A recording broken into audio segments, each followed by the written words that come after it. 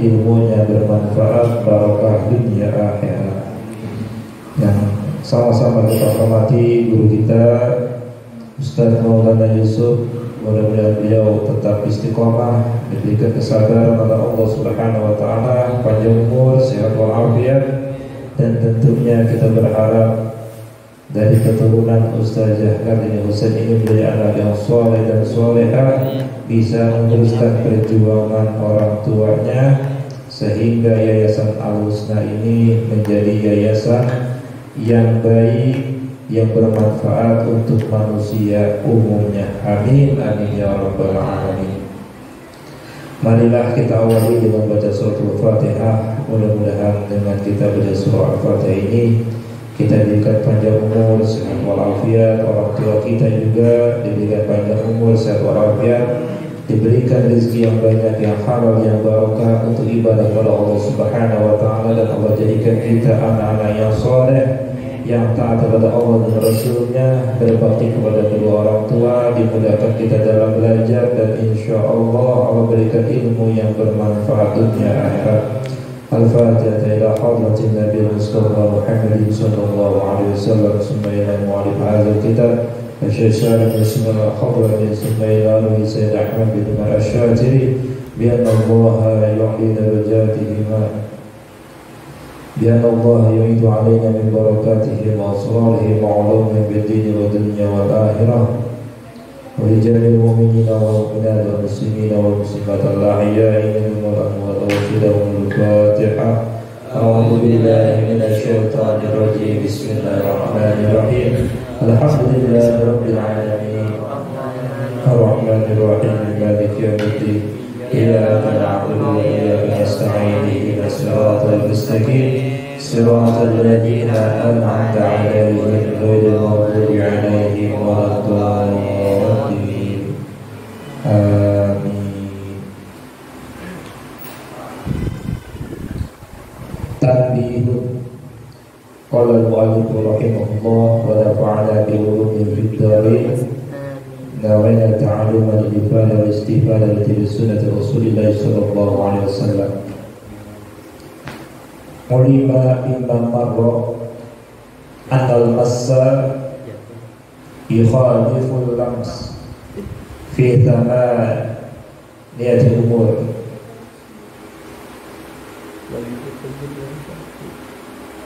أحدها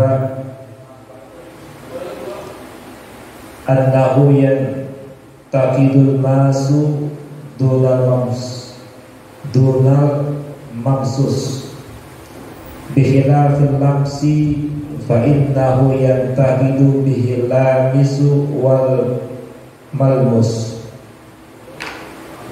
Jamaah Majelis Ta'lim malam Sabtu Yayasan Al-Husna yang dimuliakan Allah Subhanahu wa taala, pada beberapa pekan yang lalu kita telah membahas tentang beberapa hal yang dapat membatalkan wudu. Masih ingat ada berapa? Ada berapa hal yang dapat membatalkan wudu? Ada 4. Yang pertama, keluarnya sesuatu dari lubang depan dan lubang belakang. Baru 2 minggu udah lupa. Yang kedua, hilang akal. Contohnya kemarin mabok, ayan, tidur yang tidak tetap posisinya. Yang ketiga apa? Yang dapat batalin wudu? Bersentuhan, namanya lamis. Al-lamsu bahasa Arabnya. Al-lamsu itu artinya bersentuhan.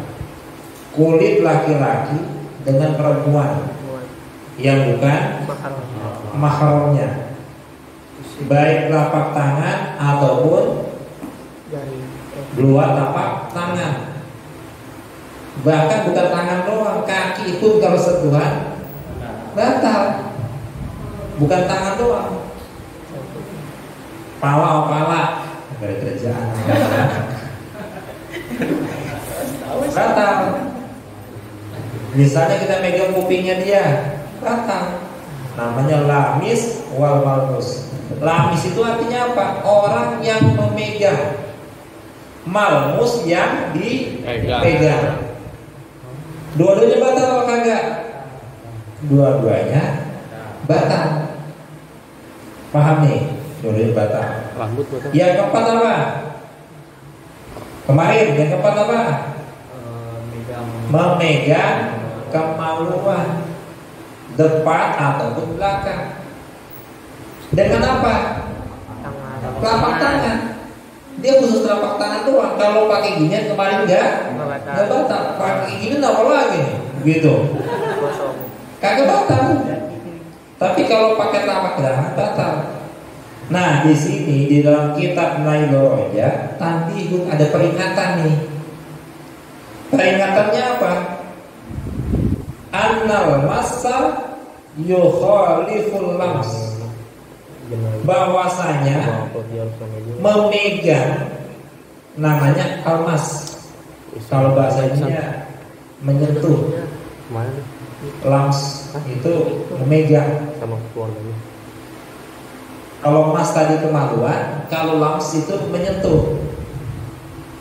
Ini megang nih. Kalau ini sentuhan. Bisa ngerti gak? Beda megang sama sentuhan. Pada apa? Fi thamaniyati umur. Ada 8 perkara yang membedakan memegang sama bersentuhan. Annahu, yang pertama, annahu yantakidul masu dunal mamsus. Berarti ini, misalnya ada 2 anak laki-laki,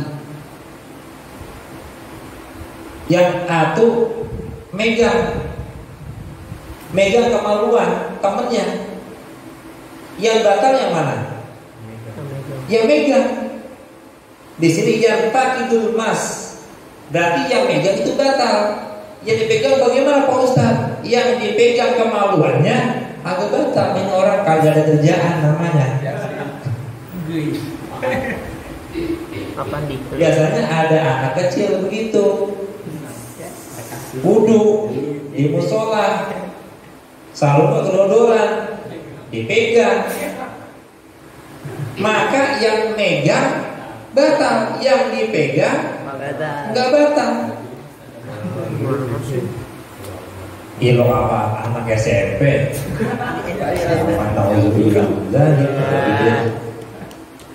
Paham ya? Bihilafil lamsi, berbeda sama orang yang bersentuhan. Ingat, kalau masuk itu memegang, kalau langsung bersentuhan. Kalau bersentuhan, fa innahu yantaqidu bihil lamis wal malmus. Kalau bersentuhan kulit, dua-duanya batal. Paham ya? Laki perempuan sentuhan batal. Tapi kalau megang kemaluan, yang batal siapa? Yang megang doang. Kecuali yang megangnya itu laki perempuan, batal dua-duanya. Ini suami istri ceritanya. Ente jangan pikirannya jangan ngeres doang. Ini suami istri, maka wudhu suami istrinya batal. Taniha, yang kedua, annahu la yashtaritu fil masjid ikhtilafun naw'i dzukuratan aw unuthatan bihilafil lamsi. Kalau seandainya memegang kemaluan itu berbeda dengan laki-laki perempuan. Bihilafil lamsi, berbeda dengan orang yang bersentuhan tadi, bukan tangan doang ya, bersentuhan. Jadi yang namanya memegang, pengen dia laki, pengen perempuan, memegang di kemaluan nih, pengen dia laki, pengen perempuan, wudunya batal. Ngerti maksudnya? Beda sama bersentuhan. Kalau bersentuhan batal itu hanya berlaku kepada apa? Laki perempuan. Tapi kalau memegang kemaluan, pengen laki kek, pengen perempuan kek, udah pasti batal. Yang batal tadi siapa? Yang megang. Ngerti maksudnya? Kalau sentuhan, batalnya cuma laki sama perempuan tuh sentuhan. Ini dia bertiga misalnya, kopi paling gambreng bertiga tuh. Batal kagak? Lah kagak. Tapi misalnya kita 10 orang main hoki 4, perempuannya satu, kesentuhan semuanya di 10-10-nya, batal apa kagak? Batal 10-nya. Hebat amat perempuan tuh, bisa ngalahin semua laki-laki. Paham ya? Ini kalau sentuhan. Tapi kalau memegang, pengen dia laki, pengen dia perempuan, misal laki sama laki sentuhan, megang kemaluan, batal apa kagak? Batal, karena ini pegang kemaluannya. Bisa dipahami? Kalau memegang, kagak kenal jenis kelamin. Pokoknya kalau disentuh, kalau yang menyentuh kemaluan, dia yang batal. Laki sama laki juga batal, apalagi sama perempuan.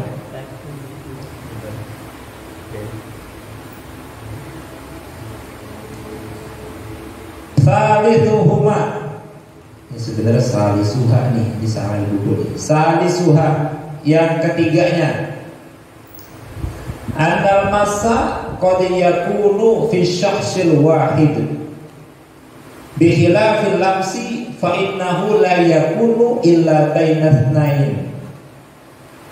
Ini memang sih agak unik nih. Yang ketiga, yang namanya memegang, qad yakunu, qad itu artinya sesungguhnya. Tetapi yakunu ketemu fi'il mudhari artinya kadang-kadang. Maksudnya apa? Yang ketiga, kadang-kadang kejadian. Maksudnya kadang-kadang kejadian umumnya itu memegang kemaluan itu hanya membutuhkan satu orang. Nanti enggak? Berbeda dengan menyentuh. Kalau menyentuh otomatis butuh dua orang. Megang kemaluan sendiri apa rame-rame? Kasih dipegangin. Disentuh sendiri. Ayo dah. Sendiri apa rame-rame? Ya sendiri. Makanya di sini kadang-kadang mungkin ada juga 2 orang, tapi jarang. Tadi suami istri. Suami istri aja kagak boleh lihat kemaluannya tuh. Tusin. Jadi Ya sih dulu siapa amat ya. Aldi apa? Nah, paham ya? Jadi kalau memegang itu cukup satu orang doang pelakunya. Ya dia diri sendiri. Tapi kalau kita insya Allah yang ngerti agama, biasanya kalau garuknya ada sarungnya. Ada sarungnya. Nabatan itu. Pakai tuh garuk tuh dia tuh. Jam. Piras. Pakai sarung, batal apa kagak? Kagak. Pada Cuma penghalang. doang dia.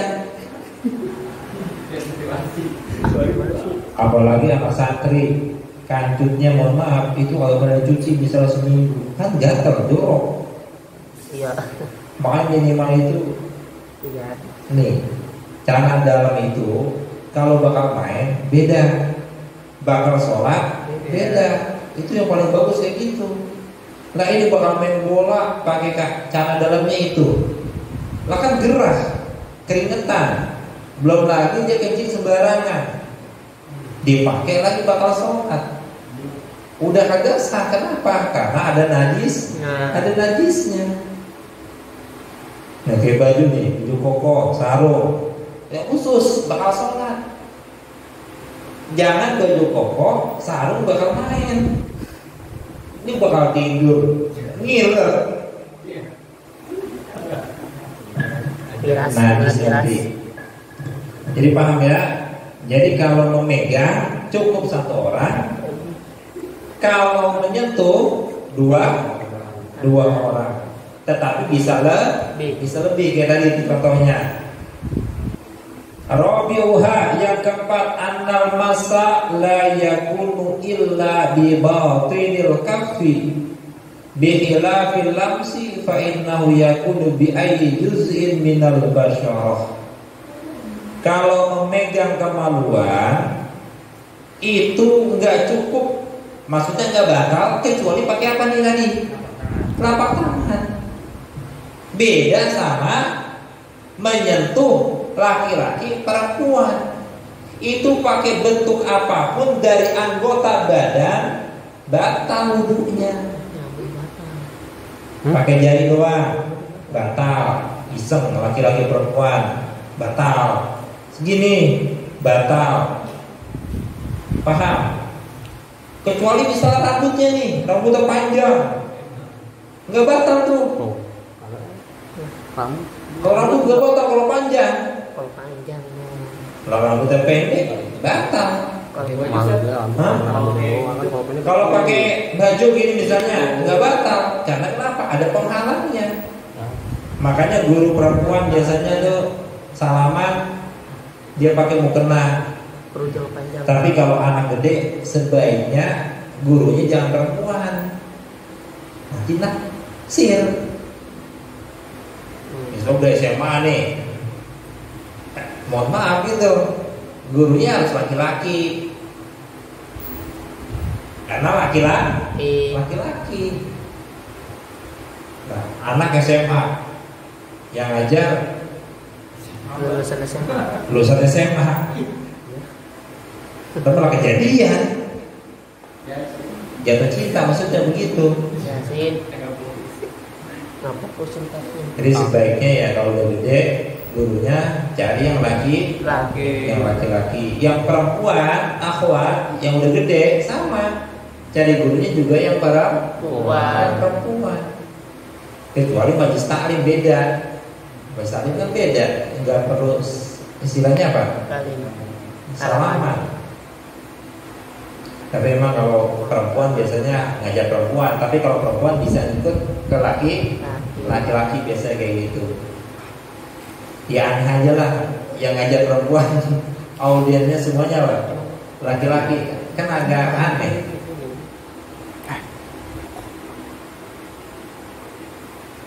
Jadi paham ya, kalau memegang kemaluan pakai telapak tangan. Selain itu bebas, nggak jadi masalah. Begini boleh, pakai batu cincin kalau gitu, bebas, nggak boleh. Yang penting bukan pakai apa? Bukan pakai telapak tangan. Tapi kalau penyentuhan laki-laki perempuan, nah baru tadi itu apa aja batal. Tadi kecuali rambut panjang. Kalau kuku. Terlanjut. Kan kalau kuku Ustaz. Hah? Kalau kuku batal nggak? Kalau kukunya panjang enggak. Tapi kalau kukunya segini ya batal. Kuku nempel. Dalam fikih juga gigi juga enggak batal. Kalau betul-betul gigi yang kesentuh. Ini masalahnya bukan gigi doang yang kesentuh, cuma bibirnya. Kecuali perempuan suruh mangapinnya. Yasin. Itu namanya orang kagak ada kerjaan. Gue mau megang gigi lo. Kurang kerjaan. Namanya orang kagak ada kerjaan. Lusin.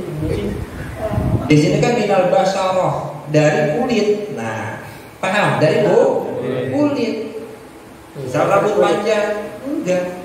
Gigi, enggak. Kuku panjang, enggak. Kan ada tuh. Dulu kan ada tuh yang di TV tuh yang 7777 gitu loh. Ada spot model gitu loh. Yang unik-unik gitu. Kan ada yang kuku panjang itu sampai semeter. Jorok banget. Bener-bener jorok. Lah kita kuku aja disunahkan potong seminggu sekali minimal tuh. Kalau nggak bisa hari Kamis, hari Jumat. Kalau nggak bisa habis sholat subuh di hari Sabtu. Bahkan ada yang mengatakan sunnah juga di hari Senin motongnya. Bener-bener lah ini mah dirawat, kemudian sampai semeter bayangin itu. Lah kuntilanak aja kalah. Ya sih. Enggak om. Gua lagi. Qamisuha yang kelima sekarang nih perbedaan memegang sama menyentuh. Anal masa la yahtasu bil ajnabiyaini bihilafil lamsi. Nah ini memegang kemaluan itu tidak dikhususkan kepada orang lain. Ajnabi itu artinya orang lain yang bukan mahram. Pengen dia muhrim, kalau memegang kemaluan batal. Kakak laki-laki berarti abang punya adik yang pegang sama abangnya nih, auzubillah min zalik, batal. Paham nggak? Siapa yang batal? Abang yang kagak ada kerjaan. Kalau faedahnya itu maksudnya kemarinnya bukan. Bukan. Berarti kalau menyentuh enggak. Kagak. Itu jangan coba-coba tadi. Yasin, Yasin. Yasin. Payudara kemaluan apa kagak? Kagak. Yang namanya kemaluan kan ingat dua lubang. Belakang apa? Lubang depan, lubang belakang. Karena memang penting.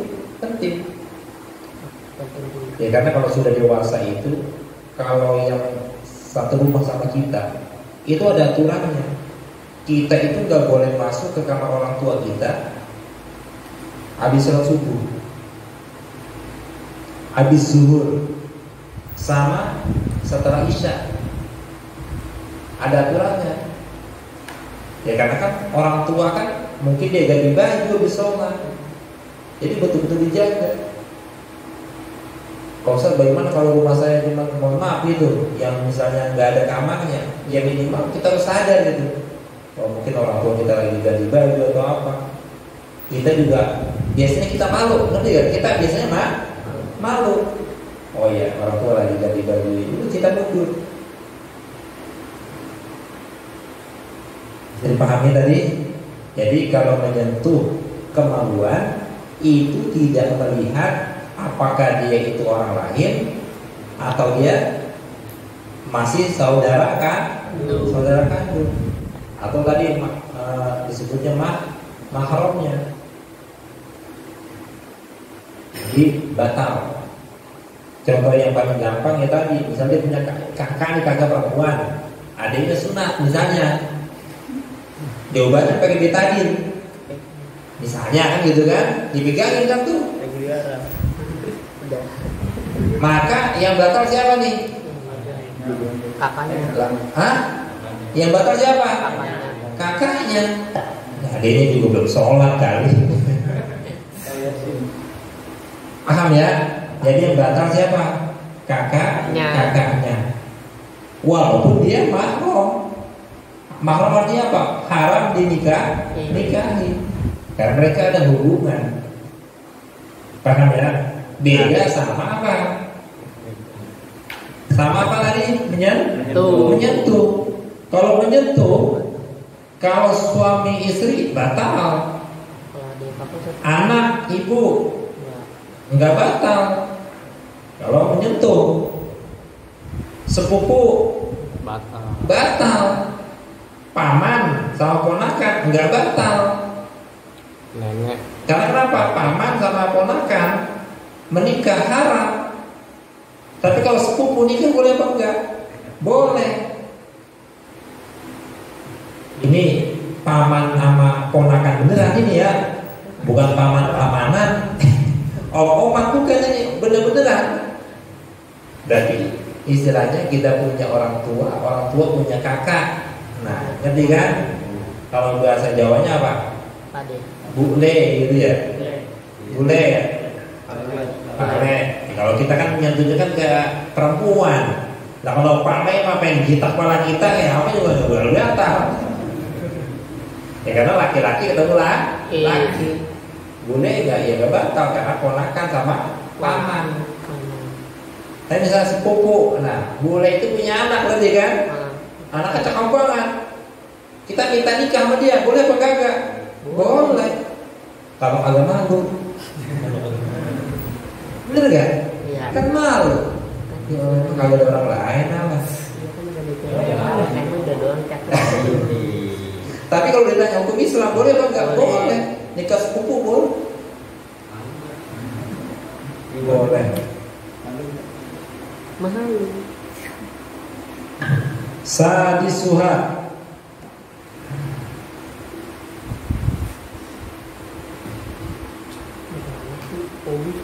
ihtisasul masih bil fardi bihilafil lamsi. Jadi kalau memegang itu hanya khusus. Nah ini tadi, kalau memegang hanya khusus kemaluan, kalau menyentuh itu beda. Kalau menyentuh apa aja batal. Kemudian yang terakhir, menyentuh itu, memegang itu tidak kenal namanya syahwat. Bihilafil lamsi, berbeda dengan menyentuh. Mungkin sudah kita bahas di pertemuan sebelumnya. Ketika orang pergi haji, pergi umroh, mereka tawaf. Ketika mereka bersentuhan, mereka kan nggak pakai nafsu, nggak pakai syahwat, paham? Maka nggak batal dua-duanya.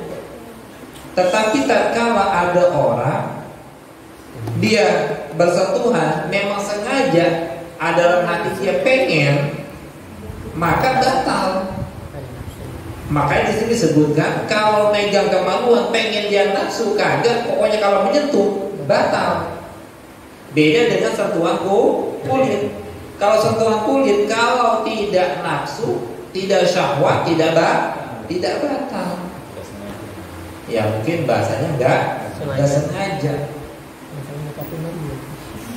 Makanya dalam mazhab Maliki itu bersentuhan langsung, kalau bahasa Arab langsung itu artinya bersetubuh.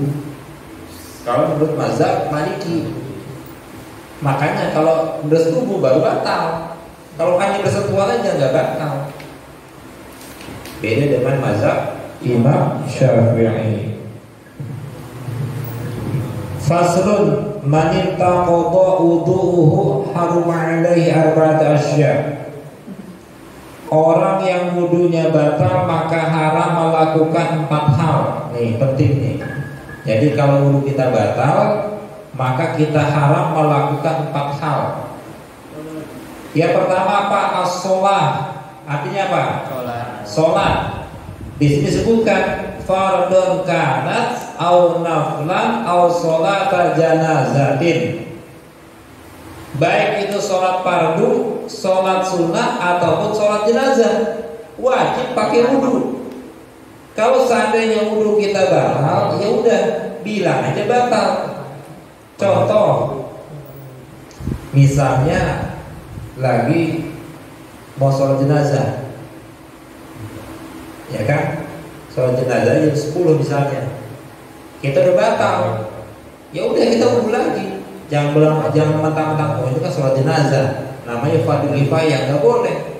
Sholat sunnah aja, misalnya sholat tarawih nih, kita udah kentut misalnya, tanggung dah, tinggal 2 salam lagi misalnya, lanjutin, haram untuknya, berdosa. Jadi sholat nggak boleh kalau misalnya wudunya sudah batal. Wudunya batal, haram melakukan sholat wajib, sholat sunnah ataupun sholat jenazah. Yang kedua apa? At-tawaf. Tawaf itu apa? Kemarin keliling Ka'bah. Itu hukumnya haram. Bahkan orang datang ke Masjidil Haram, itu sholat tahiyatul masjidnya apa? Adakah sholat tahiyatul masjid di Masjidil Haram? Ada apa enggak? Enggak ada. Jadi sholat sunnah tahiyatul masjid di Masjidil Haram adalah tawaf. Ada sebuah kisah di Yaman, ada ulama besar. Beliau itu mengarang kitab karena ada ujub dalam hatinya. Kan dibilang sama gurunya, kamu nanti kalau misalnya mau pergi haji, kamu harus ilmu tawif. Mutawif itu artinya pemandu orang pergi haji. Itu penting. Apalagi orang yang belum pernah pergi haji. Jawabnya apa? Tenang aja. Lah kan saya udah ngarang kita. Nah kalau masalah wajib haji mah gampang. Ngerti maksudnya nih? Namanya ujub. Bangga di ini pelajaran bakal kita. Akhirnya tatkala beliau sampai di Masjidil Haram, beliau takbiratul ihram, sholat ke masjid. Allah baru takbir, ada bocah lepak. Ya Syekh, kagak ada sholat ke masjid di Masjidil Haram. Adanya apa toh? Tawaf. Langsung istighfar sebanyak-banyaknya. Karena tawaf itu pengganti sholat tahiyatul masjid.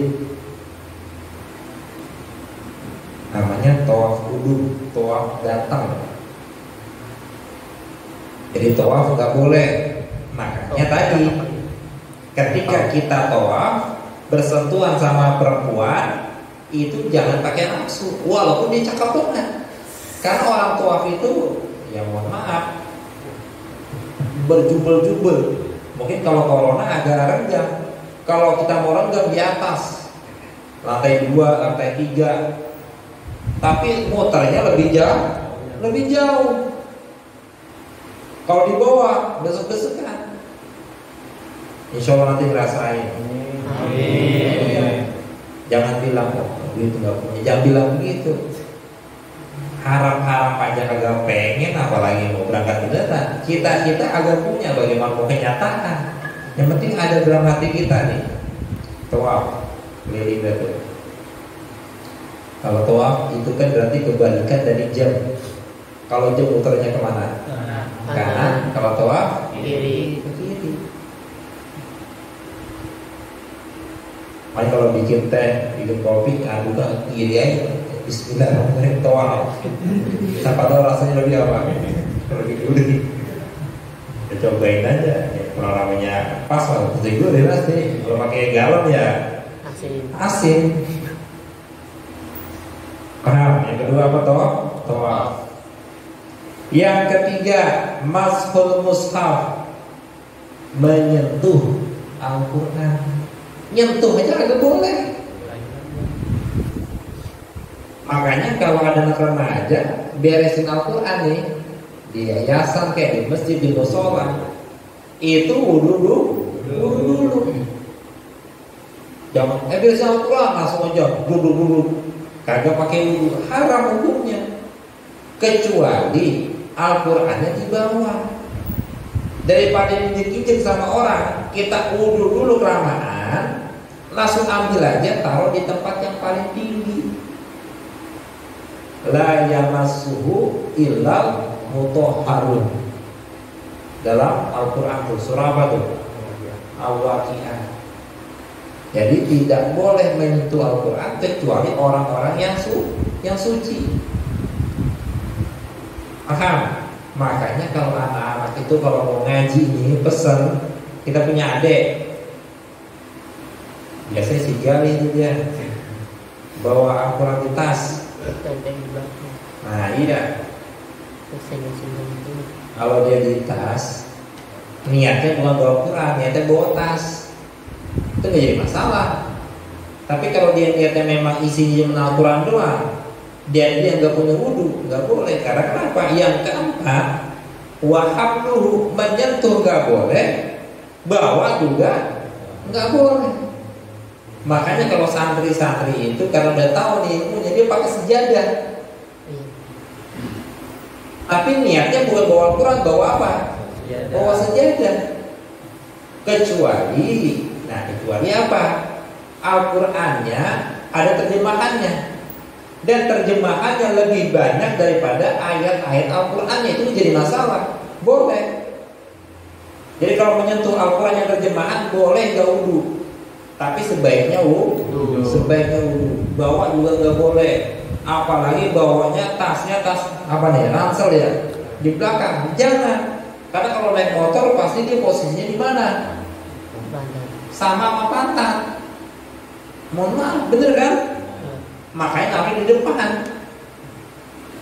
Tapi jarang anak masih begitu. Pesannya begitu tuh. Kalau mau ngaji bawanya benar. Ini kalau batal wudu. Bagaimana kalau orang yang junub? Bahasa lainnya apa kalau junub? Hadas besar. Wa yahrumu 'alal junubi sittatu asya'a. Diharamkan bagi orang yang junub itu 6 perkara. Ingat, kalau tadi 4, sekarang berapa? 6. Ada 6. Tawaf, pertama sholat, paham ya? Udah tadi. Tawaf sudah. Masuk mushaf, menyentuh mushaf sudah. Wa hamluhu, bawahnya juga udah. Ditambah dengan apa? Wal lubsu fil masjid. Artinya apa? Berdiam diri di dalam masjid. Gak boleh. Pak Ustadz, bagaimana kalau saya Ramadan, saya tiduran di dalam masjid, mimpi basah? Ya udah, kalau udah bangun masuk keluar dari masjid. Jangan lama-lama. Batal gak puasanya? Batal gak puasanya? Enggak batal, karena kagak sengaja. Yang batal itu sengaja dikeluarin. Paham? Sengaja dikeluarin. Penyakit anak remaja tuh. Wal lubsu fil masjid, enggak boleh. Au tarot duduk, modal mandir.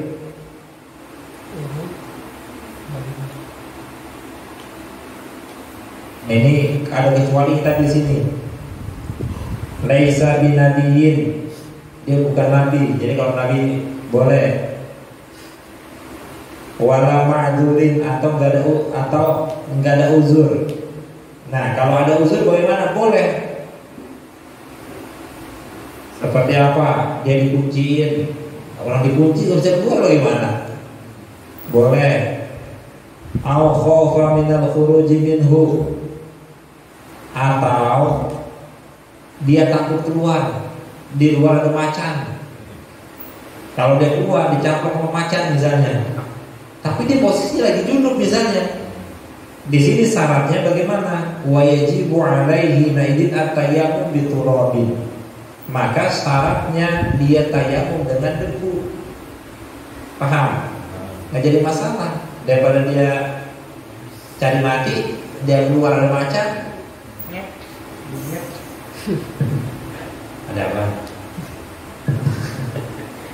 Paham ya? Dan tambahannya bagi orang junub apa? Wa qiraatul Quran, baca Quran nggak boleh. Kalau orang nggak punya wudu, baca Quran boleh. Megang nggak boleh, bawa nggak boleh. Kalau yang nggak punya wudu nih, bacanya masih boleh. Contoh, kita nggak punya wudu, kita ngapalin Al-Quran boleh. Yang penting gak dipegang. Contoh paling gampang kayak gini, kita lagi tahlilan nih, baca surat Yasin, lah kentut kita. Kalau kita tahan sakit perut. Lagi tahlilan kita kentut misalnya. Nah, orang baca Yasin, boleh nggak kita baca? Boleh. Ya kalau boleh, kalau lagi tahlilan tidur lebih basah. Kacau. Ada sih. Nah, kalau itu bahasa udah. Itu namanya khusyukan dia. Jadi 6: sholat, tawaf, megang Al-Quran, bawa Al-Quran, berdiam di masjid, baca Quran. Sekarang kasusnya beda. Pak Ustadz, bagaimana kalau di musola? Tetap kalau musolanya tanah wakaf, itu namanya masjid juga. Haram orang yang junub, yang hadas besar masuk ke dalam masjid ataupun musola, kecuali musola yang ada tempat-tempat di SPBU. Itu kan namanya musola, dan itu bukan tanah wakaf, itu mau beda lagi. Itu bukan kategori masjid. Paham maksudnya? Nah, beda sama orang yang haid. Nah, terakhir nih. Wa yahrumu bil haidi asyratu asya. Orang yang haid berarti perempuan ya, itu haram 10. Kalau wudu berapa tadi haramnya? 4. Kalau orang junub hadas besar berapa? Berapa? 6. Kalau orangnya haid berarti perempuan nih, itu berapa? 10. Masya Allah. Sholat udah, tawaf, pegang Quran, bawa Quran, berdiam di masjid, baca Quran. Ini kebanyakan perempuan kalau lagi sekolah, kan ada tadarus tuh pagi-pagi biasanya kan hari Jumat barokah misalnya. Nah maka perempuan itu diumumin, perempuan yang lagi haid, yang lagi dapet jangan baca, diem aja. Kalau enggak baca salawat, kalau enggak baca istighfar. Lalu sama gurunya suruh baca. Agak boleh haram hukumnya.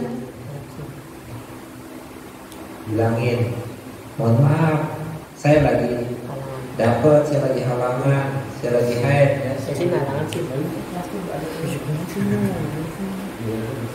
Tapi yang ngomong perempuan, jangan bilang ente temennya lagi haid, ente bilang papa dia lagi haid. Nggak tahu dari mana? Kan dicurigai jadinya. Ya, yang perempuan yang tahu urusan. Kalau dia mau bohong apa kagak, mau urusan dia dah. Wasaum. Nah, perempuan haid haram hukumnya apa? Puasa. Dipertinggi. Misalnya kan kita punya orang tua, punya saudara, punya sepupu atau punya teman. Misalnya 10 menit lagi mau azan maghrib, dia haid, kira-kira dibatalin apa? Oh tahan 10 menit lagi batalin. Karena kenapa? Kalau dia lanjut puasa hukumnya haram. Nanti setelah Idul Fitri lanjutin, diganti di pondok, lanjutin puasanya lo kan ganti. Kalau lanjutin puasa 3-10 menit itu kalau lanjutin itu artinya dia batalnya tinggal 10 menit lagi. Ya 10 menit lagi namanya lanjutin. Namanya ganti sehari penuh kodok namanya. Tengajarin ke teman perempuannya. Lanjutin aja seperti itu. Ini Ustaz beneran ini kayaknya. Ya, maksudnya lanjutin gantinya gitu, 1 hari full. Jadi haram ya orang puasa bagi perempuan yang haid walaupun 5 menit tadi. Karena orang perempuan itu kalau haid dia punya tanda-tanda perutnya senang lagi, perutnya mulus, bahkan baperan. Iya benar, makanya kalau kita punya teman perempuan pasti gitu. Dibilang, wah ini jangan lagi modal nih bawel banget. Biasanya kan gitu. Oh benar. Watolaku, bahkan nggak boleh perempuan lagi haid itu ditolak. Suami istri nih bertengkar, cerai. Tolak itu artinya cerai. Nggak boleh perempuan lagi haid diceraiin. Suami udah marah-marah ya, gua cerai itu, gua lagi dapet. Oke, jadi. Jadi kalau 3-1 aja jadi. Tapi nanti kan ada namanya rujuk. Kecuali dia tolaknya tolak 3 langsung. Maka kalau dia suaminya mau balik, itu perempuannya harus nikah lagi sama orang lain. Ribet gak? Ribet. Dipakai dulu sama orang, nikah dulu sama orang, baru balikin. Kalau di Arab itu ada laki-laki tukang begitu ada dulu. Jadi dia pintar banget itu untuk umumnya haram. Jadi dia tuh nikah cuma untuk apa? Supaya perempuan itu bisa nikah lagi sama suaminya, mantan suaminya. Itu nggak boleh hukumnya haram. Kalau nikah ya nikah beneran, karena nikah itu istilahnya perjanjian kontrak, istilahnya sama laki perempuan itu sampai seumur hidup. Makanya dalam ajaran Islam nggak ada namanya nikah kontrak, kawin kontrak kagak ada. Enak amat. Nanti saya ke Korea Selatan nikah sama orang Korea cuma selama 1 minggu saya berada di sana. Saya terima nikahnya selama seminggu, masya Allah. Allah kasihan amat. Ini yang merugi siapa? Perempuan. Nah kalau kita jadi orang penting di Korea, kita pergi Korea nikah orang Korea seminggu. Sama orang Brazil nikah orang Brazil. Sama orang Afrika no. Sama Afrika sejam aja dah. Agak boleh. Karena haram hukumnya nikah kontrak. Karena itu dapat merugikan perempuan secara psikis, batin, pasti mengganggu banget. Jadi nggak boleh. Selanjutnya wal mururu fil masjidi in khafat talwitha. Kalau tadi itu kan berdiam di masjid. Ternyata untuk haid itu bukan hanya berdiam saja, mondar mandir. Jadi yang namanya murur itu masuk misalnya pintu sini, keluar pintu situ, itu namanya murur, kagak boleh. Mohon maaf, kebanyakan tatkala ada perempuan laki-laki menikah di masjid, itu sebaiknya sebagai pembawa acara umumin siapa yang perempuan haid lebih baik di luar, jangan di dalam, karena hukumnya haram. Lewat aja kagak boleh. Jadi murur itu lewat pintu, kan di musola Al-Mutakin kan ada 3 pintu tuh, ya kan? Kanan, kiri, sama depan. Dia bisa masuk kanan, keluarnya ke kiri, itu gak boleh haram. In khafat talwitha, apabila takut berceceran darahnya. Tapi kalau nggak berceceran, di sini masih diperbolehkan. Karena sekarang udah ada apa namanya? Sotek, pebalut. Kalau pempos margai namanya.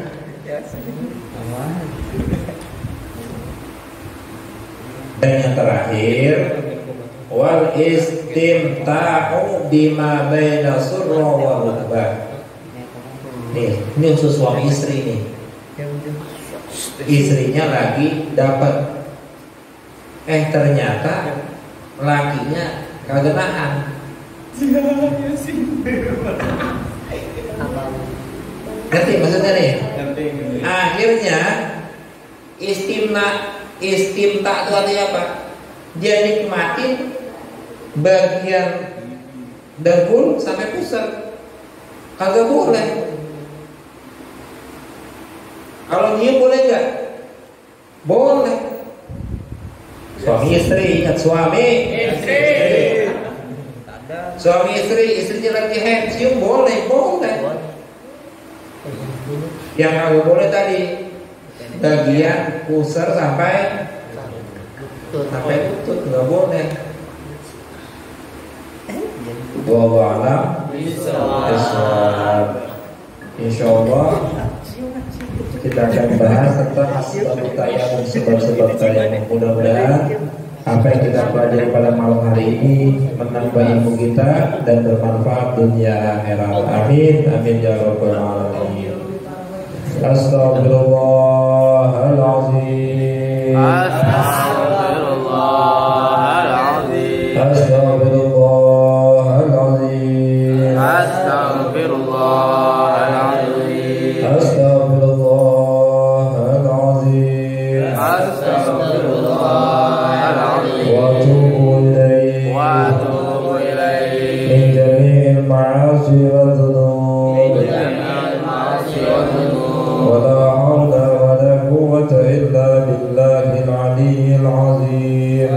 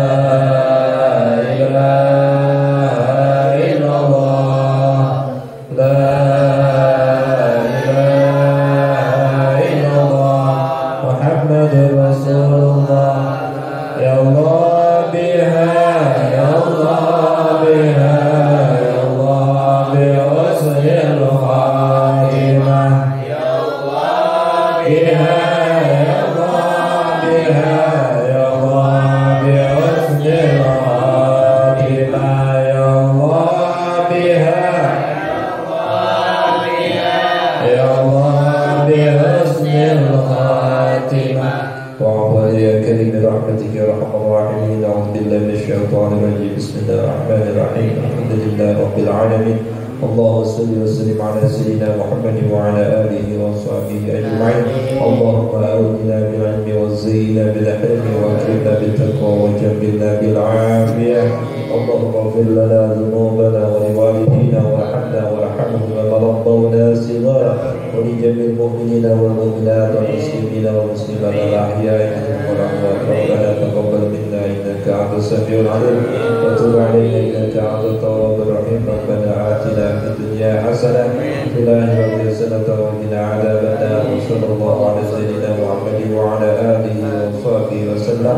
يغني سبحان ربك رب العزة عما يصفون والسلام على المرسلين والحمد لله رب العالمين. يا رب